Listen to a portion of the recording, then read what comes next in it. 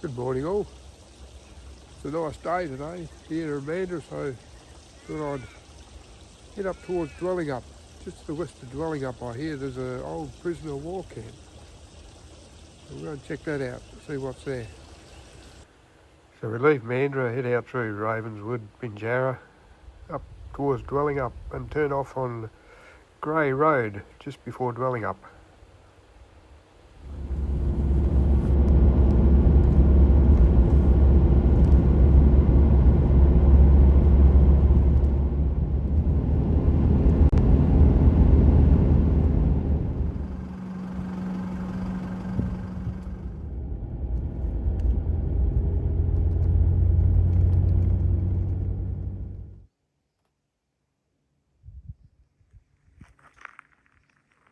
There's the old Hotham Valley railway line runs from Pinjarra to Dwellingup. Run an old steam train up here. Do tours. I think it's based in Dwellingup these days. Bit of a smoky haze around this morning. Must be doing some burn off.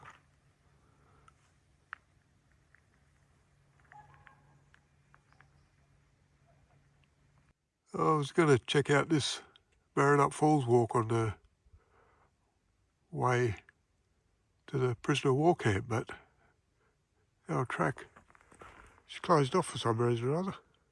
Anyway, maybe next time. Like a little sundew coming out flower. Well, I'm going up some track. There's not a lot of signs around this place. There is some like snake tracks and all that sort of stuff on little signs, but God knows what they mean. I guess you got to pick up some information from somewhere. But I'll have a wander around here in the bush and see what I find.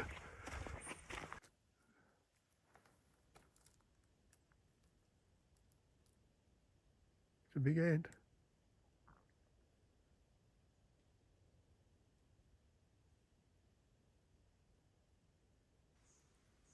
If you listen quietly, you can hear the bees. The gums hereabouts are flowering.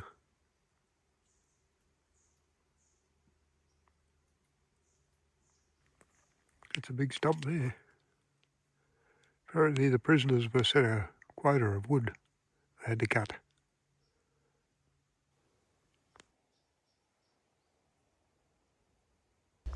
This was the German concert band.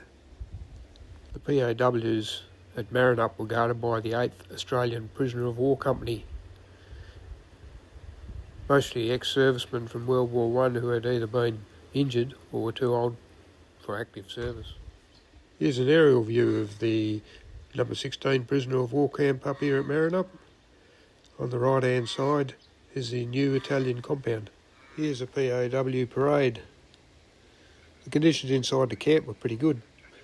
Each POW had a wooden bed, mattress, blankets and a locker. Over 3,500 Italian prisoners passed through this Marrinup prisoner of war camp on the way to unguarded work on farms or to be transported to one of 28 prisoner of war control centres throughout the southwest of WA. There was around 300 German prisoner of wars at this camp as well. And they worked under guard as woodcutters. The wood they cut was used for firewood around Perth. They used to cut around 2,500 tonnes of wood a week.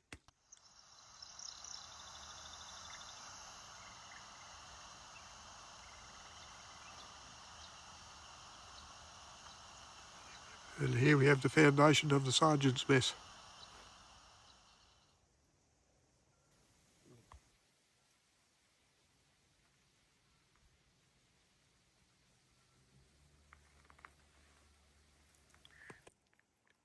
I guess this is where the meat house stood. In 1942, the rural labourers were pretty scarce here in WA. So the War Cabinet approved a Rural Employment Without Guard scheme on the 6th of April 1943. The scheme placed Italian POWs on farms to work side by side with the WA farmers. And this changed the story of many lives. The daily routine. Here once stood the hospital.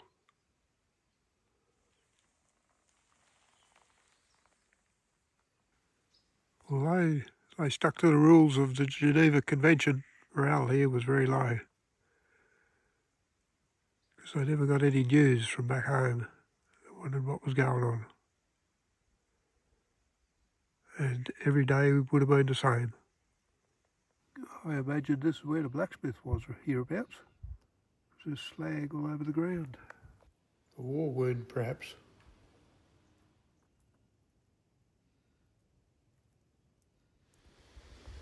During their work in the district, the prisoners made many friends, and even romances occurred.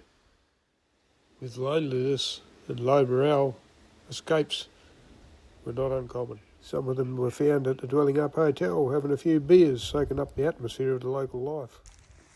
Oh, we've got dead power up here. There's an old light bulb. What's left of it? Female robin.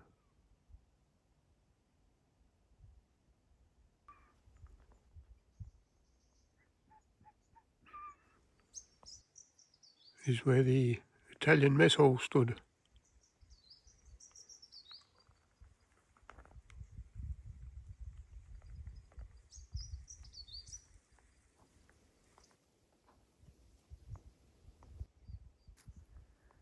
Railway line. Here's the remains of a saw blade. He's a big fella, got some big logs, no doubt.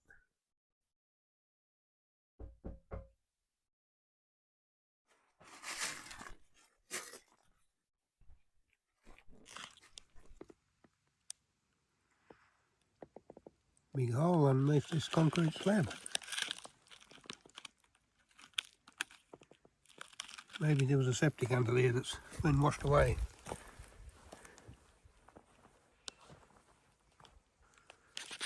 Yeah, the Italians were good stonemasons, and they built this prisoner of war camp. They weren't afraid of hard work.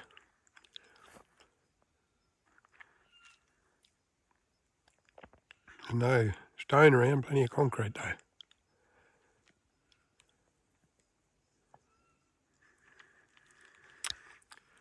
Now the Germans moved in to this prisoner of war camp after the Italians finished building it in about 1941, I think it was. The Italians were good stonemasons. Didn't mind a bit of hard labour either. They were also very good concreters. You can see they've logged all this area, replanted different trees.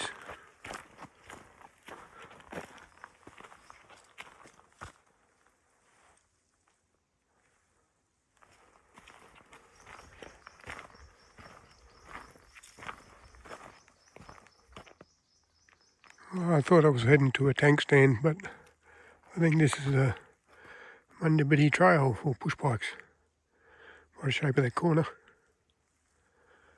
Oh, best go back and see if I can find a tank stand somewhere else. I'm on the right track now, heading straight up the hill. Carved a fair bit away from the side of that hill, by the look of it.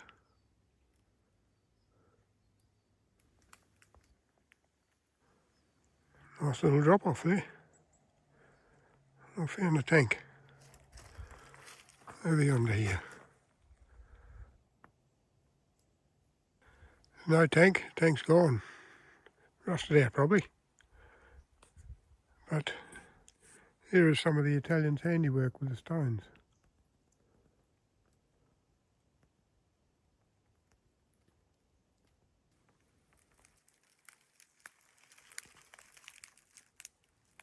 No doubt they did the concrete job on top as well.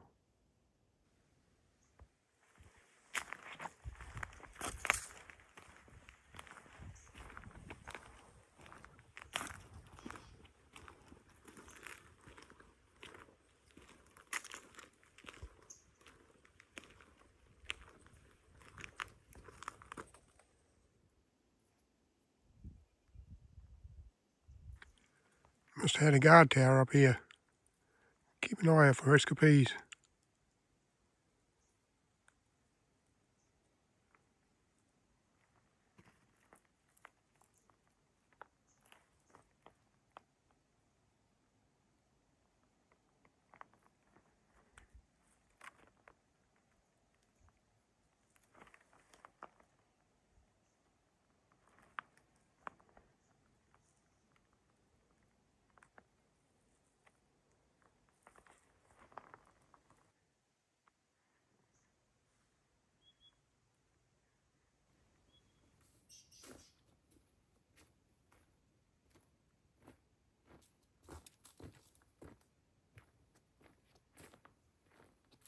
Could be a bit slippery going down here, I reckon. And gravel and all. Better put the camera away.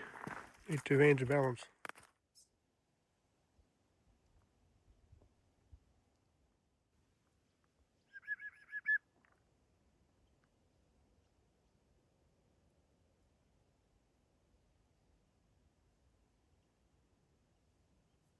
You can tell by the worn concrete that a lot of prisoners pass through these detention cells.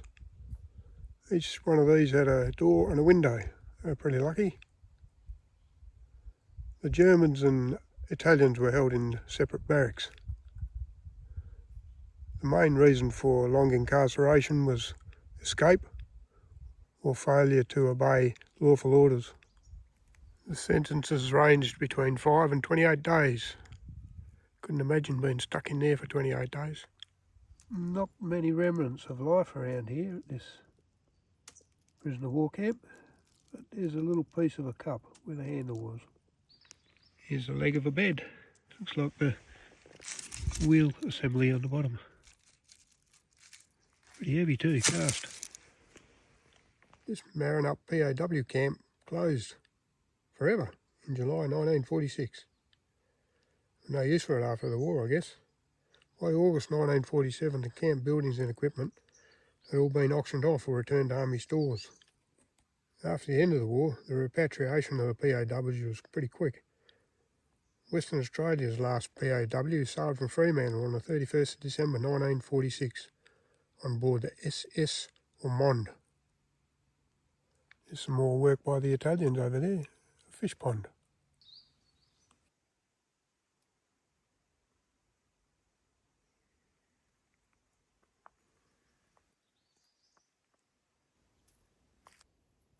Little blue wren.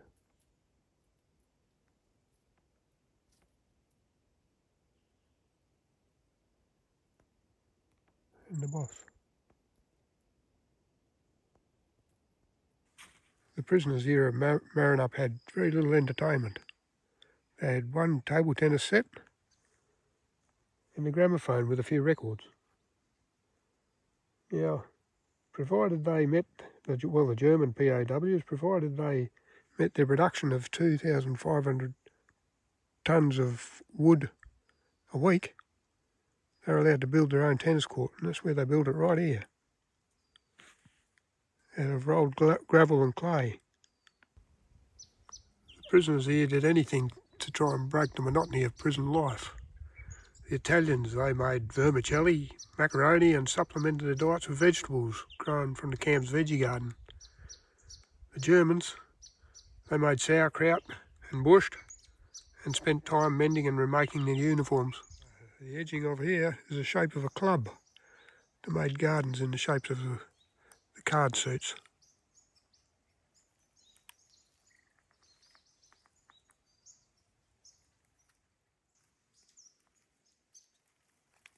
And here's a heart,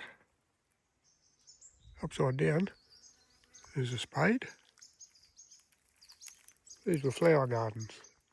And that's the shape of the heart up the right way. And here we have the diamond. Amazing.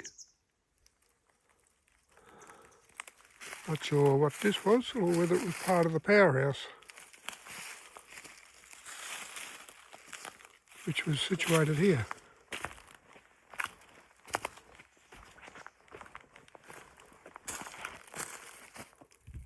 And after wandering around out there for a few hours, I found my car. Right next to the powerhouse. Shame about them power lines, but that would have been a ripper view.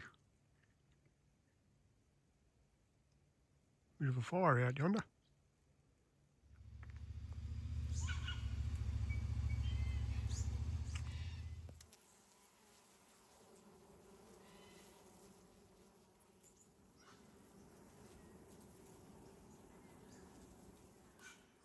I hope you enjoyed that little wander around the old Marrinup prisoner of war camp, which is just the western dwelling up.